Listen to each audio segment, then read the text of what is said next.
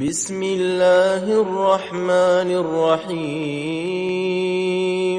الحمد لله رب العالمين الرحمن الرحيم مالك يوم الدين إياك نعبد وإياك نستعين اهدنا الصراط المستقيم صراط الذين أنعمت عليهم غير المغضوب عليهم ولا الضالين.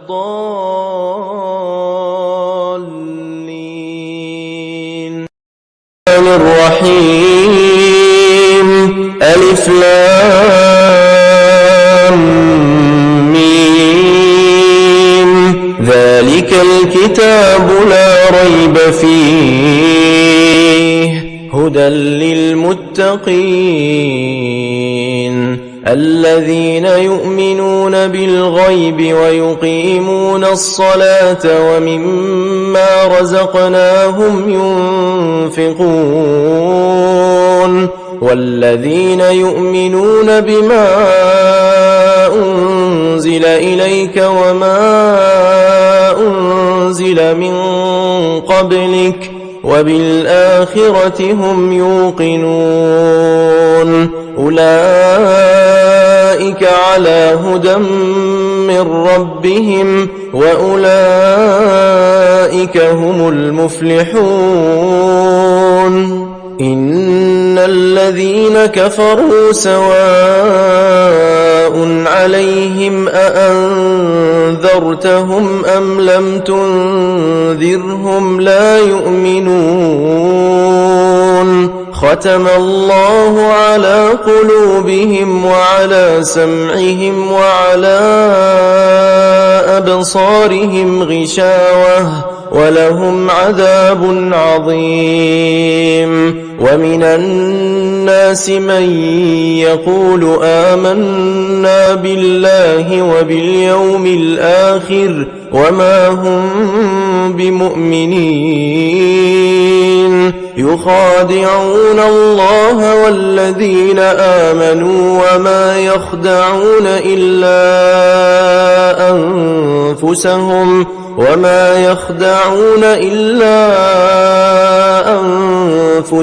وما يشعرون. في قلوبهم مرض فزادهم الله مرضا ولهم عذاب أليم بما كانوا يكذبون. وإذا قيل لهم لا تفسدوا في الأرض قالوا إنما نحن مصلحون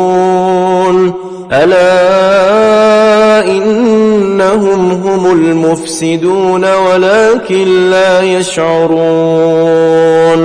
وإذا قيل لهم آمنوا كما آمن الناس قالوا أنؤمن كما آمن السفهاء ألا إنهم هم السفهاء ولكن لا يعلمون. وإذا لقوا الذين آمنوا قالوا آمنا وإذا خلوا إلى شياطينهم قالوا إنا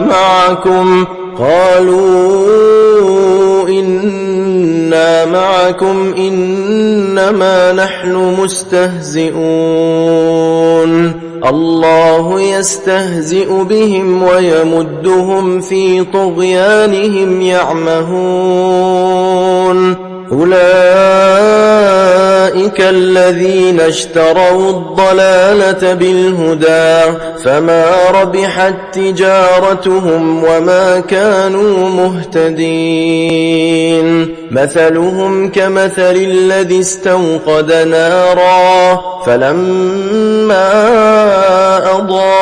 أضاءت أضاءت ما حوله ذهب الله بنورهم وتركهم في ظلمات لا يبصرون صم بكم عمي فهم لا يرجعون مات ورعد وبرق يجعلون أصابعهم في آذانهم من الصواعق حذر الموت والله محيط بالكافرين يكاد البرق يخطف أبصارهم كلما أضاء لهم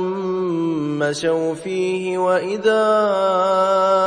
أظلم عليهم قاموا ولو شاء الله لذهب بسمعهم وأبصارهم إن الله على كل شيء قدير يا أيها الناس اعبدوا ربكم الذي خلقكم والذين من قبلكم لعلكم تتقون الذي جعل لكم الأرض فراشا والسماء بناء وأنزل من السماء ماء فأخرج به من الثمرات رزقا لكم فلا تجعلوا لله أندادا وأنتم تعلمون وإن كنتم في ريب مما نزلنا على عبدنا فأتوا بسورة من مثله وادعوا شهداءكم من دون الله إن كنتم صادقين فإن لم تفعلوا ولن تفعلوا فاتقوا النار التي وقودها الناس والحجارة أعدت للكافرين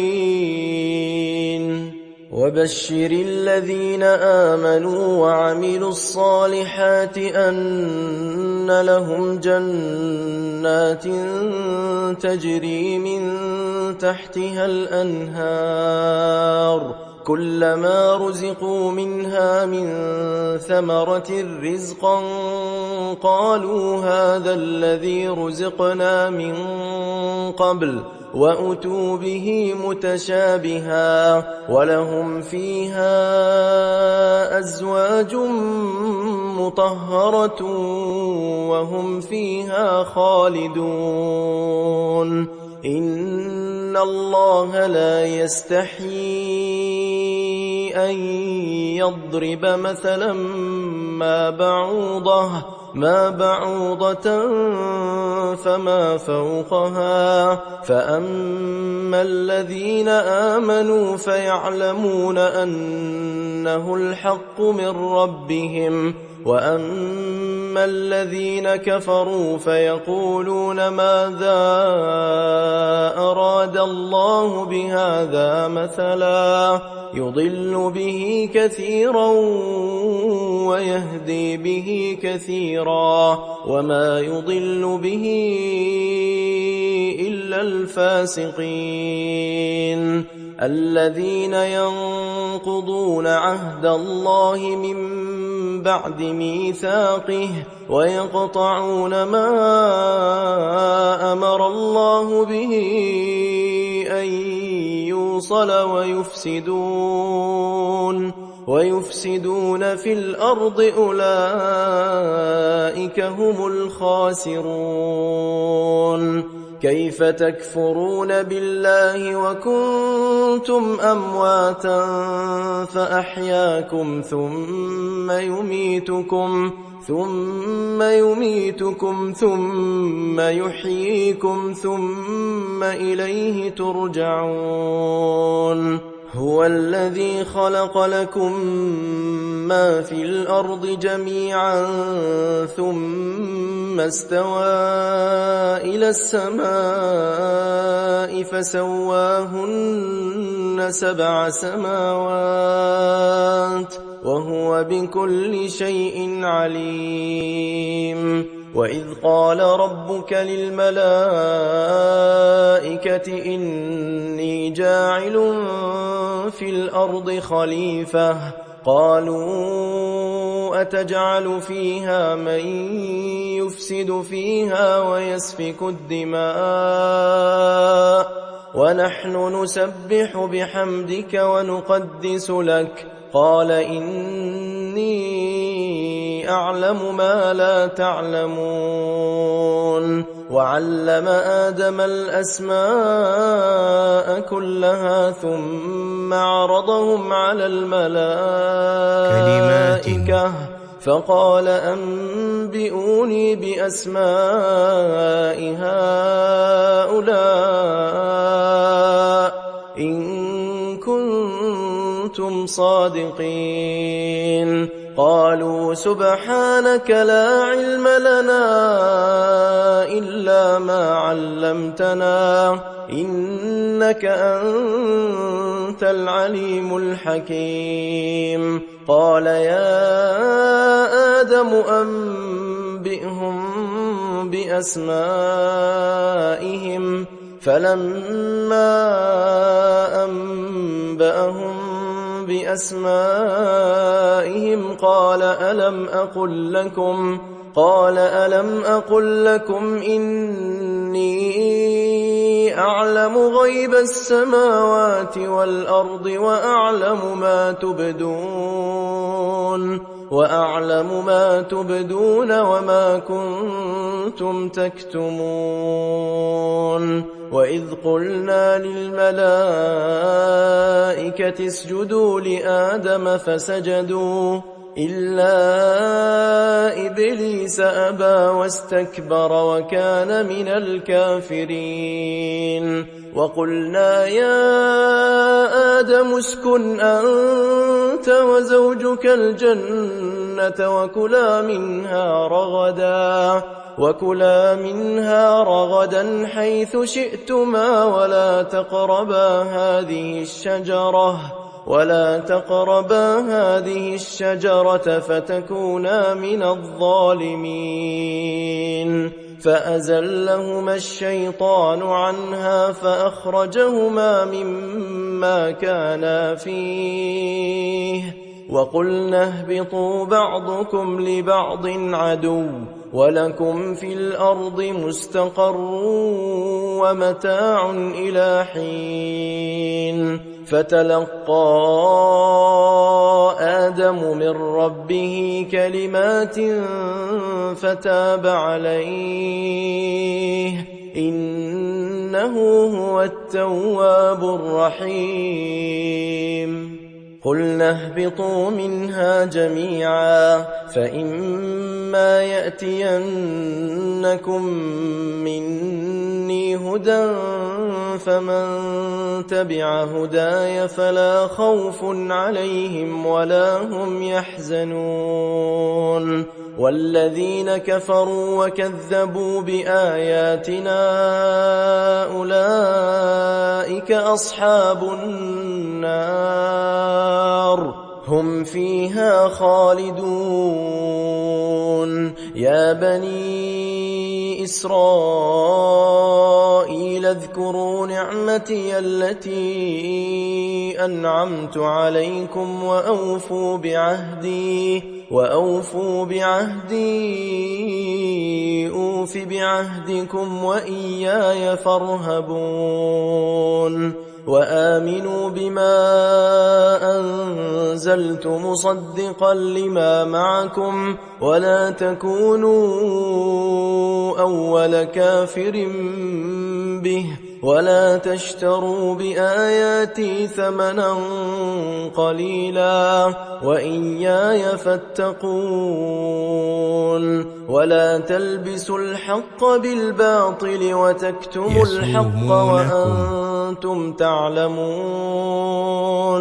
وأقيموا الصلاة وآتوا الزكاة واركعوا مع الراكعين أتأمرون الناس بالبر وتنسون أنفسكم وأنتم تتلون الكتاب أفلا تعقلون واستعينوا بالصبر والصلاة وإنها لكبيرة إلا على الخاشعين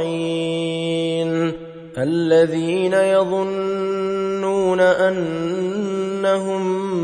ملاقو ربهم وأنهم إليه راجعون يا بني إسرائيل اذكروا نعمتي التي أنعمت عليكم وأني فضلتكم على العالمين واتقوا يوما لا تجزي نفس عن نفس شيئا ولا يقبل منها شفاعة ولا يؤخذ منها عدل ولا هم ينصرون وإذ نجيناكم من آل فرعون يسومونكم سوء العذاب يذبحون أبناءكم ويستحيون نساءكم وفي ذلكم بلاء من ربكم عظيم وإذ فرقنا بكم البحر فأنجيناكم وأغرقنا آل فرعون وأنتم تنظرون وإذ واعدنا موسى 40 ليلة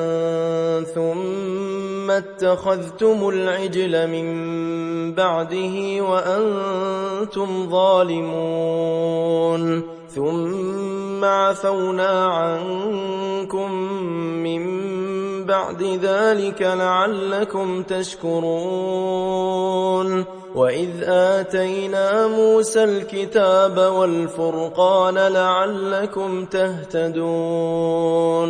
وإذ قال موسى لقومه يا قوم إنكم ظلمتم أنفسكم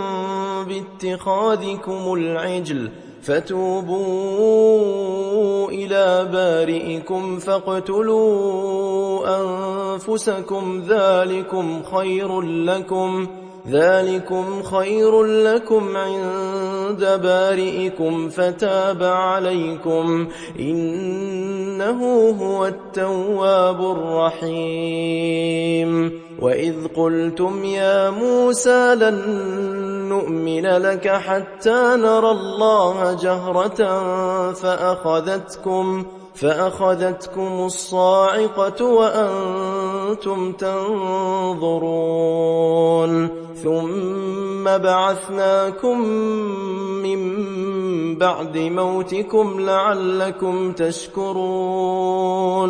وظللنا عليكم الغمام وأنزلنا عليكم المن والسلوى كلوا من طيبات ما رزقناكم وما ظلمونا ولكن كانوا أنفسهم يظلمون وإذ قلنا ادخلوا هذه القرية فكلوا منها حيث شئتم رغدا وادخلوا الباب سجدا وقولوا حطة نغفر لكم خطاياكم وسنزيد المحسنين. فبدل الذين ظلموا قولا غير الذي قيل لهم فأنزلنا على الذين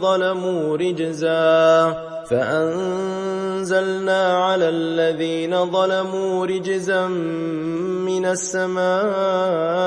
بما كانوا يفسقون. وإذ استسقى موسى لقومه فقلنا اضرب بعصاك الحجر فانفجرت منه 12 عينا قد علم كل أناس مشربهم كلوا واشربوا من رزق الله ولا تعثوا في الأرض مفسدين. وإذ قلتم يا موسى لن نصبر على طعام واحد فادع لنا ربك يخرج لنا مما تنبت الأرض من بقلها وقثائها وفومها وعدسها وبصلها قال أتستبدلون الذي هو أدنى بالذي هو خير اهبطوا مصرا فإن لكم ما سألتم وضربت عليهم الذلة والمسكنة وباءوا بغضب من الله ذلك بأنهم كانوا يكفرون بآيات الله ويقتلون النبيين بغير الحق ذلك بما عصوا وكانوا يعتدون. إن الذين آمنوا والذين هادوا والنصارى والصابئين من آمن بالله واليوم الآخر وعمل صالحا فلهم أجرهم عند ربهم ولا خوف عليهم ولا هم يحزنون. وإذ أخذنا ميثاقكم ورفعنا فوقكم الطور خذوا ما آتيناكم بقوة واذكروا ما فيه لعلكم تتقون. ثم توليتم من بعد ذلك فلولا فضل الله عليكم ورحمته لكنتم من الخاسرين. ولقد علمتم الذين اعتدوا منكم في السبت فقلنا لهم كونوا قردة خاسئين فجعلناها نكالا لما بين يديها وما خلفها وموعظة للمتقين. وإذ قال موسى لقومه إن الله يأمركم أن تذبحوا بقرة قالوا أتتخذنا هزوا قال أعوذ بالله أن أكون من الجاهلين.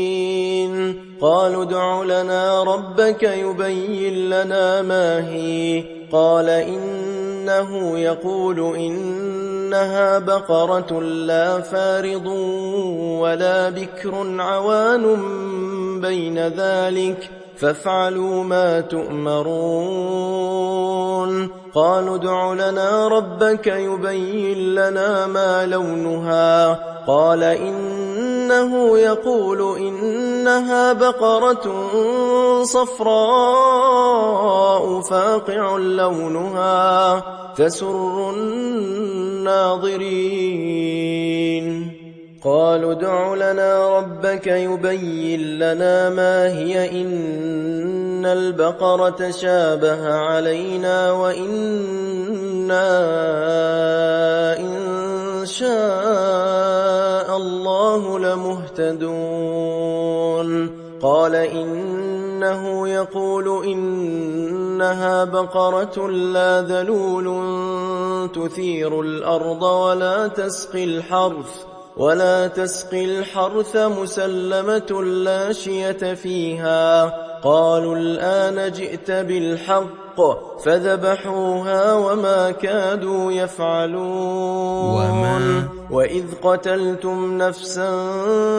فادارأتم فيها والله مخرج ما كنتم تكتمون فقلنا اضربوه ببعضها كذلك يحيي الله الموتى ويريكم آياته لعلكم تعقلون ثم قست قلوبكم من بعد ذلك فهي كالحجارة أو أشد قسوة وإن من الحجارة لما يتفجر منه الأنهار وإن منها لما يشقق فيخرج منه الماء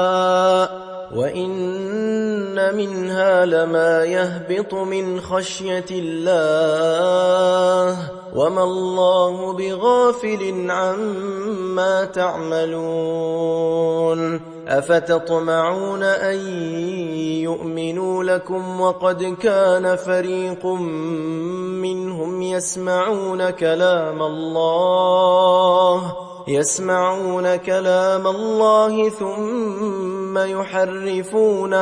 ثم يحرفونه من بعد ما عقلوه وهم يعلمون وإذا لقوا الذين آمنوا قالوا آمنا وإذا خلا بعضهم إلى بعض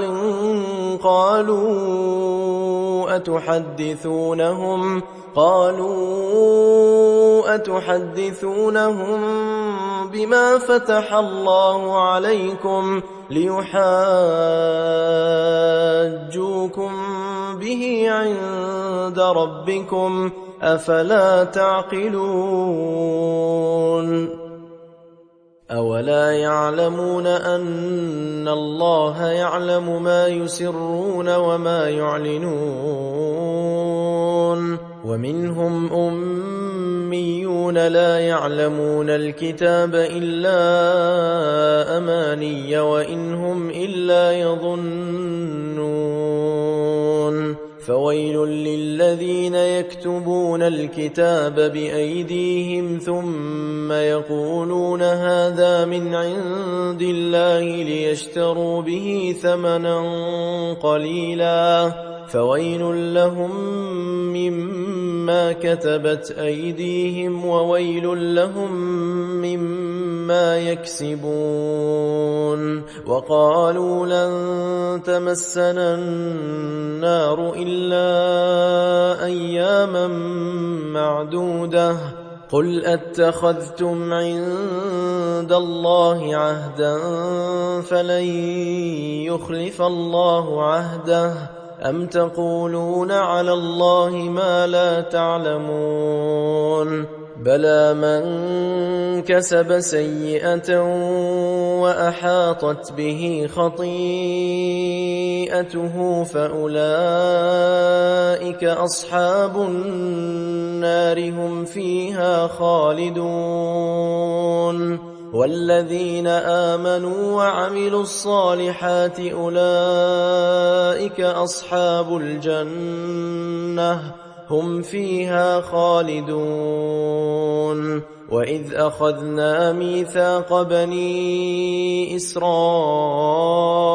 لا تعبدون إلا الله وبالوالدين إحسانا وبالوالدين إحسانا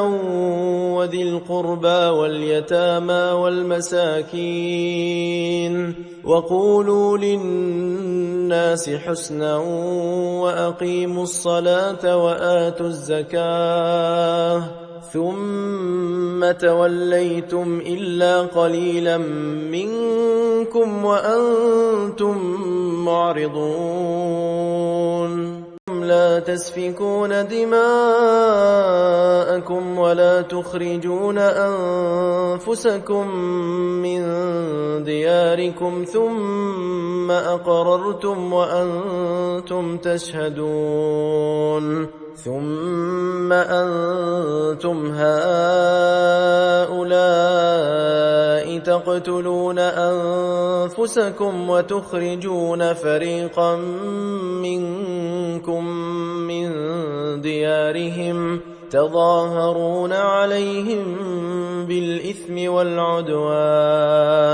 وإن يأتوكم أسارى تفادوهم وهو محرم عليكم إخراجهم أفتؤمنون ببعض الكتاب وتكفرون ببعض فما جزاء من يفعل ذلك منكم إلا خزي في الحياة الدنيا ويوم القيامة يردون إلى أشد العذاب وما الله بغافل عما تعملون أولئك الذين اشتروا الحياة الدنيا بالآخرة فلا يخفف عنهم العذاب ولا هم ينصرون ولقد آتينا موسى الكتاب وقفينا من بعده بالرسل وآتينا عيسى ابن مريم البينات وأيدناه بروح القدس أفكلما جاءكم رسول بما لا تهوى أنفسكم استكبرتم ففريقا كذبتم وفريقا تقتلون وقالوا قلوبنا غلف بل لعنهم الله بكفرهم فقليلا ما يؤمنون ولما جاءهم كتاب من عند الله مصدق لما معهم وكانوا من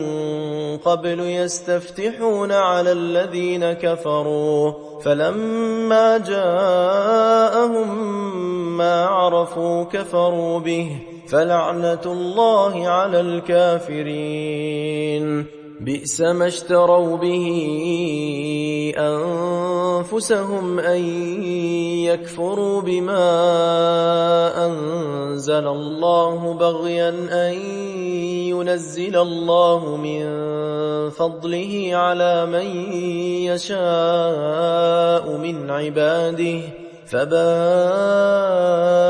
بغضب على غضب وللكافرين عذاب مهين وإذا قيل لهم آمنوا بما أنزل الله قالوا نؤمن بما أنزل علينا ويكفرون بما وراءه وهو الحق مصدقا لما معهم قل فلم تقتلون أنبياء الله من قبل إن كنتم مؤمنين ولقد جاءكم موسى بالبينات ثم اتخذتم العجل من بعده وأنتم ظالمون وإذ أخذنا ميثاقكم ورفعنا فوقكم الطور خذوا ما آتيناكم بقوة واسمعوا قالوا سمعنا وعصينا وأشربوا في قلوبهم العجل بكفرهم قل بئس ما يأمركم به إيمانكم إن كنتم مؤمنين. قل إن كانت لكم الدار الآخرة عند الله خالصة من دون الناس فتمنوا الموت إن كنتم صادقين ولن يتمنوه أبدا بما قدمت أيديهم والله عليم بالظالمين. ولتجدنهم أحرص الناس على حياة ومن الذين أشركوا يود أحدهم لو يعمر 1000 سنة وما هو بمزحزحه من العذاب أن يعمر والله بصير بما يعملون. قل من كان عدوا لجبريل فإنه نزله على قلبك بإذن الله مصدقا لما بين يديه وهدى وبشرى للمؤمنين. من كان عدوا لله وملائكته ورسله وجبريل وميكال فإن الله عدو للكافرين. ولقد أنزلنا إليك آيات بينات وما يكفر بها إلا الفاسقون. أو كلما عاهدوا عهدا نبذه فريق منهم بل أكثرهم لا يؤمنون. ولما جاءهم رسول من عند الله مصدق لما معهم نبذ فريق من الذين أوتوا الكتاب كتاب الله وراء ظهورهم كأنهم لا يعلمون. واتبعوا ما تتلو الشياطين على ملك سليمان وما كفر سليمان ولكن الشياطين كفروا يعلمون الناس السحر وما أنزل على الملكين ببابل هاروت وماروت وما يعلمان من أحد حتى يقولا إنما نحن فتنة فلا تكفر فيتعلمون منهما ما يفرقون به بين المرء وزوجه وما هم بضارين به من أحد إلا بإذن الله ويتعلمون ما يضرهم ولا ينفعهم ولقد علموا لمن اشتراه ما له في الآخرة من خلاق ولبئس ما شروا به أنفسهم لو كانوا يعلمون. ولو أنهم آمنوا واتقوا لمثوبة من عند الله خير لو كانوا يعلمون. يا أيها الذين آمنوا لا تقولوا راعنا وقولوا انظرنا واسمعوا وللكافرين عذاب أليم. ما يود الذين كفروا من أهل الكتاب ولا المشركين أن ينزل عليكم من خير من ربكم والله يختص برحمته من يشاء والله ذو الفضل العظيم. ما ننسخ من آية أو ننسها نأت بخير منها أو مثلها ألم تعلم أن الله على كل شيء قدير ألم تعلم أن الله له ملك السماوات والأرض وما لكم من دون الله من ولي ولا نصير أم تريدون أن تسألوا رسولكم كما سئل موسى من قبل ومن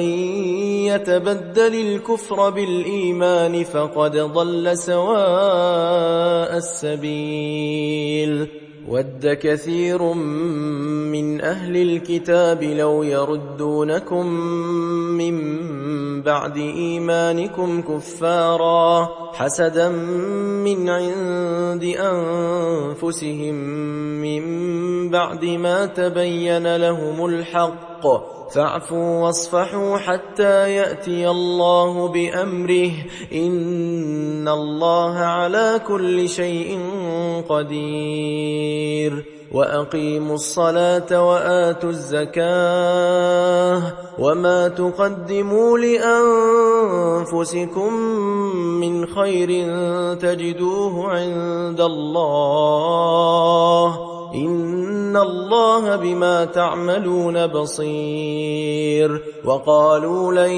يدخل الجنة إلا من كان هودا أو نصارى تلك أمانيهم قل هاتوا برهانكم إن كنتم صادقين بلى من أسلم وجهه لله وهو محسن فله أجره عند ربه ولا خوف عليهم ولا هم يحزنون وقالت اليهود ليست النصارى على شيء وقالت النصارى ليست اليهود على شيء وهم يتلون الكتاب كذلك قال الذين لا يعلمون مثل قولهم فالله يحكم بينهم يوم القيامة فيما كانوا فيه يختلفون ومن أظلم ممن منع مساجد الله أن يذكر فيها اسمه وسعى في خرابها أولئك ما كان لهم أن يدخلوها إلا خائفين لهم في الدنيا خزي ولهم في الآخرة عذاب عظيم ولله المشرق والمغرب فأينما تولوا فثم وجه الله إن الله واسع عليم وقالوا اتخذ الله ولدا سبحانه بل له ما في السماوات والأرض كل له قانتون بديع السماوات والأرض وإذا قضى أمرا فإنما يقول له كن فيكون وقال الذين لا يعلمون لولا يكلمنا الله أو تأتينا آية كذلك قال الذين من قبلهم مثل قولهم تشابهت قلوبهم قد بينا الآيات لقوم يوقنون إنا أرسلناك بالحق بشيرا ونذيرا ولا تسأل عن أصحاب الجحيم ولن ترضى عنك اليهود ولا النصارى حتى تتبع ملتهم قل إن هدى الله هو الهدى ولئن اتبعت أهواءهم بعد الذي جاءك من العلم ما لك من الله من ولي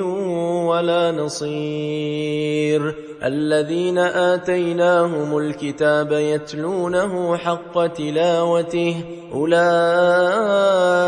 يؤمنون به ومن يكفر به فأولئك هم الخاسرون يا بني إسرائيل اذكروا نعمتي التي أنعمت عليكم وأني فضلتكم على العالمين واتقوا يوما لا تجزي نفس عن نفس شيئا ولا يقبل منها عدل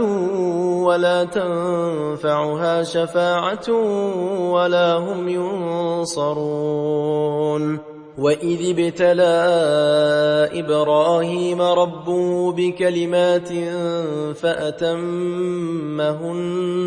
قال إني جاعلك للناس إماما قال ومن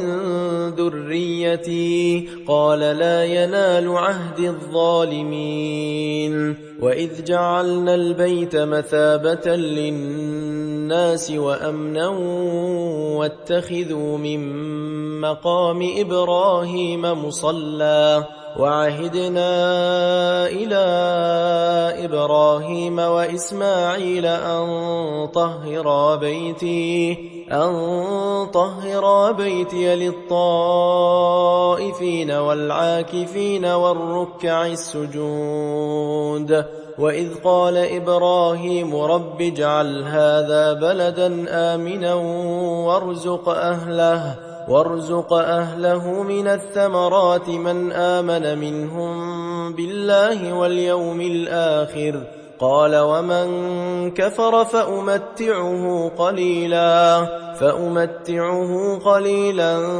ثم أضطره إلى عذاب النار وبئس المصير وإذ يرفع إبراهيم القواعد من البيت وإسماعيل ربنا تقبل منا إنك أنت السميع العليم ربنا وجعلنا مسلمين لك ومن ذريتنا أمة مسلمة لك وأرنا مناسكنا وتب علينا إنك أنت التواب الرحيم ربنا وابعث فيهم رسولا منهم يتلو عليهم آياتك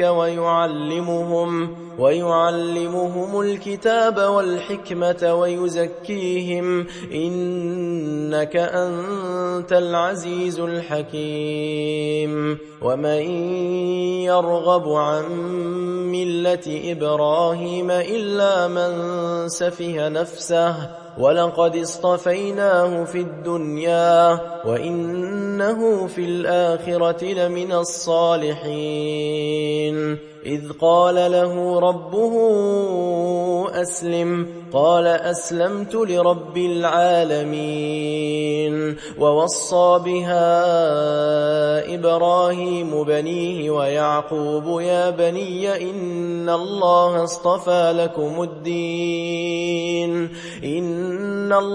اصطفى لكم الدين فلا تموتن إلا وأنتم مسلمون أم كنتم شهداء إذ حضر يعقوب الموت إذ قال لبنيه ما تعبدون من بعدي قالوا نعبد إلهك وإله آبائك إبراهيم وإسماعيل وإسحاق إلها واحدا ونحن له مسلمون تلك أمة قد خلت لها ما كسبت ولكم ما كسبتم ولا تسألون عما كانوا يعملون وقالوا كونوا هودا أو نصارى تهتدوا قل بل ملة إبراهيم حنيفا وما كان من المشركين قولوا آمنا بالله وما أنزل إلينا وما أنزل إلى إبراهيم وإسماعيل وإسحاق ويعقوب والأسباط وما أوتي موسى وعيسى وما أوتي النبيون من ربهم لا نفرق بين أحد منهم ونحن له مسلمون فإن آمنوا بمثل ما آمنتم به فقد اهتدوا وإن تولوا فإنما هم في شقاق فسيكفيكهم الله وهو السميع العليم صبغة الله ومن أحسن من الله صبغة ونحن له عابدون قل أتحاجوننا في الله وهو ربنا وربكم ولنا أعمالنا ولكم أعمالكم ونحن له مخلصون أم تقولون إن إبراهيم وإسماعيل وإسحاق ويعقوب والأسباط كانوا هودا أو نصارى قل أأنتم أعلم أم الله ومن أظلم ممن كتم شهادة عنده من الله وما الله بغافل عما تعملون تلك أمة قد خلت لها ما كسبت ولكم ما كسبتم ولا تسألون عما كانوا يعملون